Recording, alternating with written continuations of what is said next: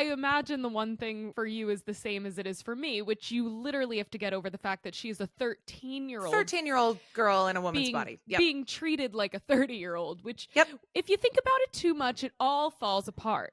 Yes. However, I think that the reason that doesn't jangle my chords is because you know me, I love to hate on the born sexy yesterday trope. I live Yeah. for it. It's my pastime. I think the reason this doesn't strike me as as uncomfortable as a lot of other born sexy yesterday examples Yeah.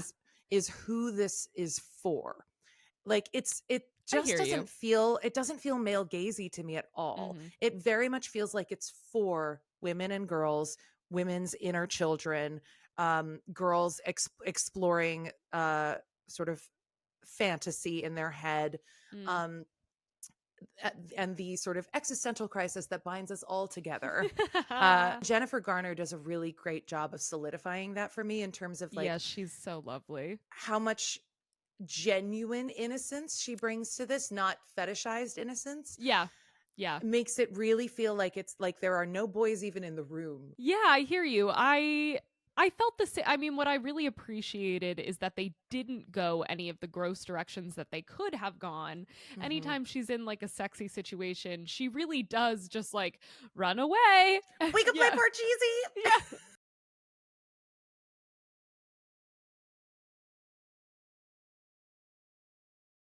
You know what I really like about this movie Yeah, tell is me. that her dream is to be 30. I I know. really like that. I love that she's not like 26 and thriving. No, no, no. She's 30 and she is still single and killing it in her career. And yes, it does interrogate the whole like, should that be what makes a woman happy thing? And that is the one area where I'm like, 2004, knock, knock. But, Sure. Sure. Very of its time for that. but you know, the reason that she is so unhappy is because she's become cruel, not because she's become successful. Yes, and I didn't remember that aspect of it, but I agree. That makes it age much better.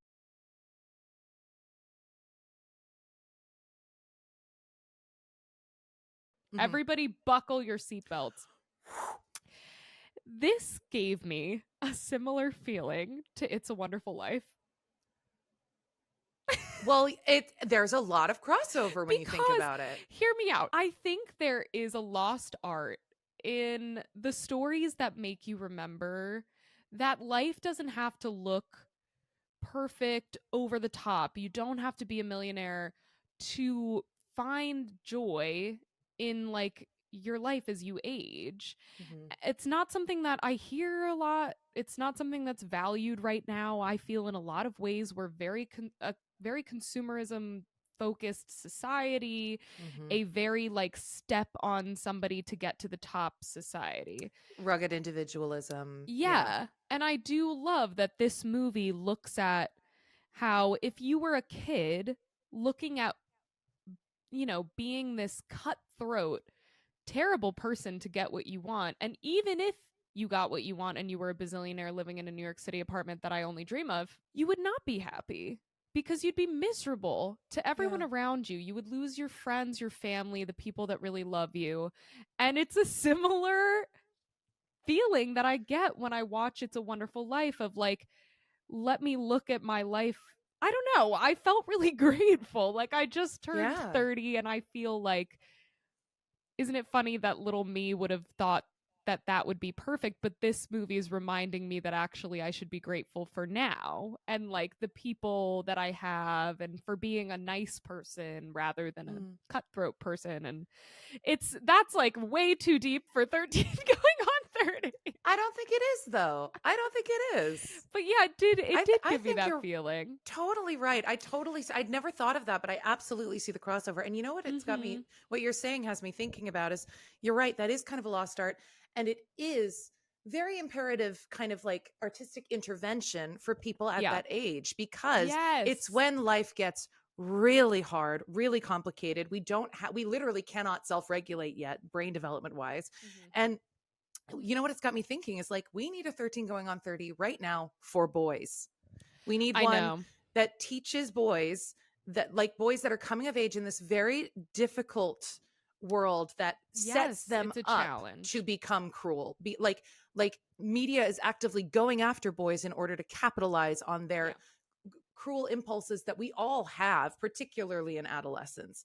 And it would be great to see a movie do this for boys and show that what really matters is to develop kindness and community and to lift everybody up and value personal relationships, Hmm. and that being cutthroat and becoming a billionaire and like hustling and grinding actually does not give you this thing that you think that it will give you. Like I feel like we've all fallen into that trap at some point in our lives. I mean, Yeah, there was a of whole course. culture around it when we were like in college, fresh out of college, the like girl boss era and all that. Yes, Like I had that book. I got it for Christmas. we all were like, yeah, no, yeah, hustle, grind, It was very sacrifice that. everything, and of course, what that was getting us to participate in capitalism Yes, taking exactly. over. It's But always that, god damn it. yeah, I just think that's such a really interesting. I had never thought of that, but it really is that kind of movie, like It's a Wonderful Life, where it gives you exactly what you think you want and shows Mhm. you that Maybe that not. isn't everything, and that ultimately you can get everything you want and you're still going to be wanting more, feeling empty, particularly Yes. if what you want is at the sacrifice of other people. Yes, like the most moving Elon. dude. I can't. We live in a time